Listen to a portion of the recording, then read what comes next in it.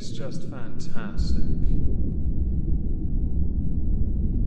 Captain's Log, Subdates 220112.5. We've been locked in a bit of a standoff recently with a flock of what looks like a B-Tech school of merkins. So question, should I open fire on them and utterly eradicate them? Or should we try and assimilate one of them? We do need a pet after all. On the 11th of January 2022, USA Today live tweeted, "In recent decades, the science on pedophilia has improved. One of the most significant findings is that pedophilia is likely determined in the womb, though environmental factors may influence whether someone acts on an urge to abuse. When most of the public thinks of pedophilia, they assume it's synonymous with child sexual abuse. A pedophile is an adult who is sexually attracted to children, but not all pedophiles abuse kids, and some people who sexually abuse kids are not pedophiles." To accompany these tweets, although I'm sure there were more, was an article. Now the article itself was behind a paywall, so many people could not see the context to which they were citing as their scientific backup. But of course, when it comes to people on Twitter and the general public, when you see comments like that in written form, there's zero chance of anyone seeing it and thinking, that's a spicy take, right? Is a sarcasm sign required for that part, or did you get it? Because of those comments, USA Today was trending on Twitter. And yes, USA Today did in fact end up deleting the entire thread. So I'm not entirely sure if there were other tweets with those tweets, because those were tweeted 2 hours apart, or whether there were just those 2 tweets, and that was enough to cause enough of a backlash that they then deleted them and posted an update later, which we'll get to soon enough. For the sake of this video, I am going to be citing their article because it is interesting, and of course we here believe in context, but I do want to insert a disclaimer. When it comes to a text form of delivery system, it does invariably lack tone, and when you're using social media platforms, character limits certainly apply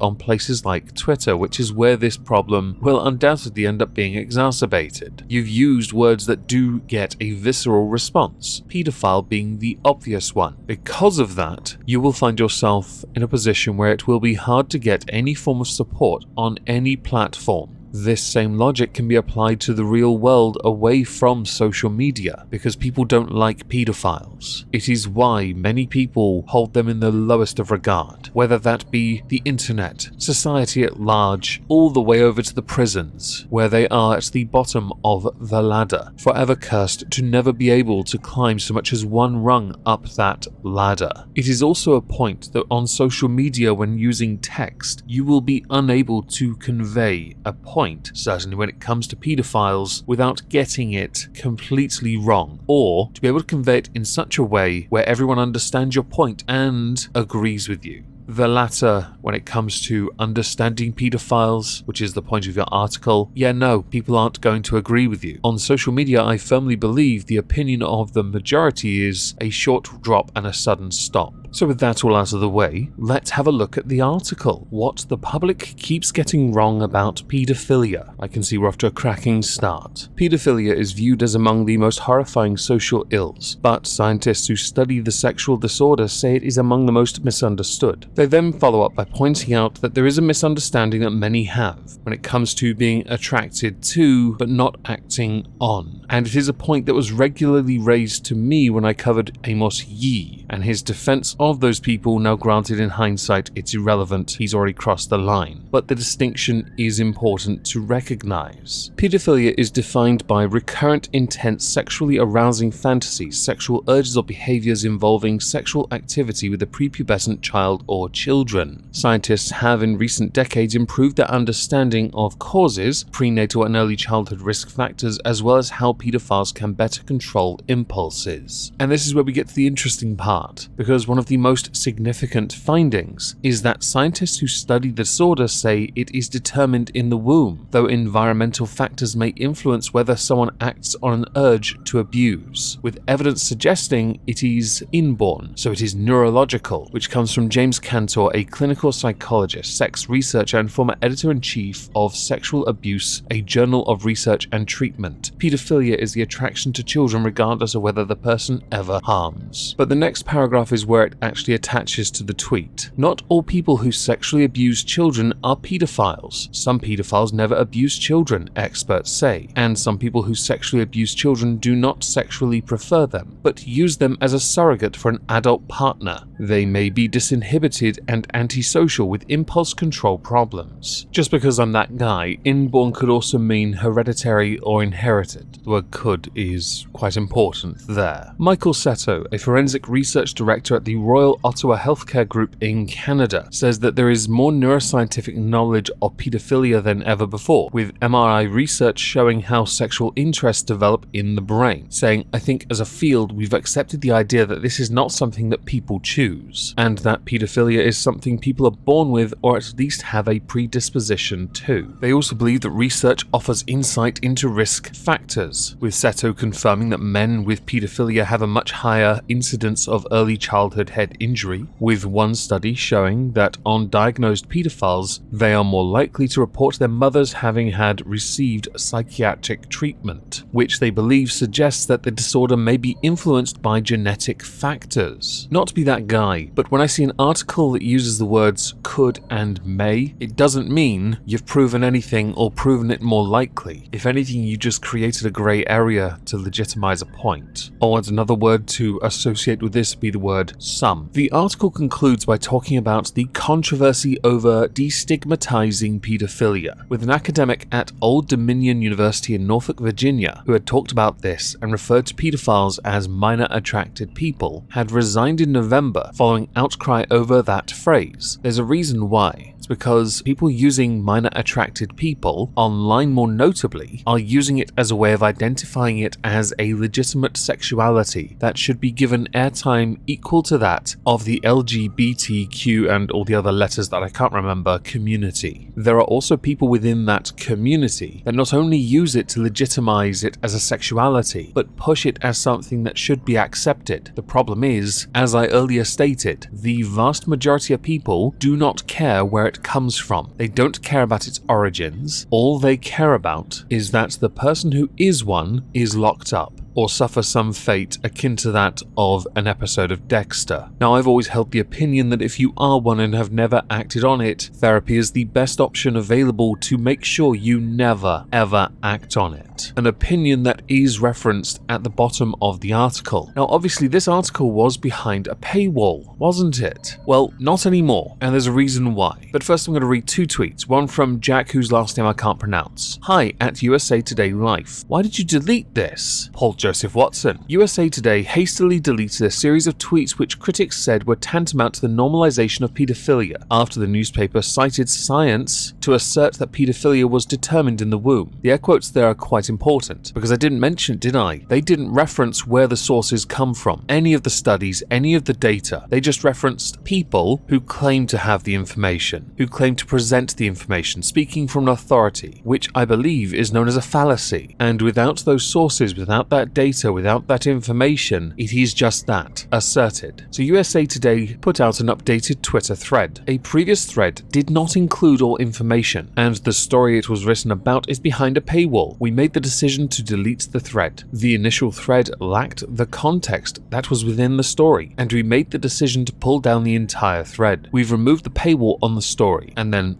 linking the story underneath. I will go back to my original point. There is no version of this where you're going to look good, because what it looks like you've done is promote the idea of MAP as being legitimate through the concept of it being genetic and inborn, which doesn't fly with anyone really, does it? And it's not going to fly with anyone. So pushing an article that does look like an assertion of many arguments from people who speak from an authority position can only be interpreted by the majority as you trying to push the normalization of pedophiles and, well, those others that like and prefer to be called MAPs, but you're not. Shut up. Now, as we're done with this, I'd love to know what you all think. Please do let me know in the comments down below. If you did enjoy the video, which I can imagine you didn't because it's quite dark, please smash the like anyway, share the video about, drive up that engagement. If I don't see you on Twitch tonight, have a great day and thank you all very much for listening.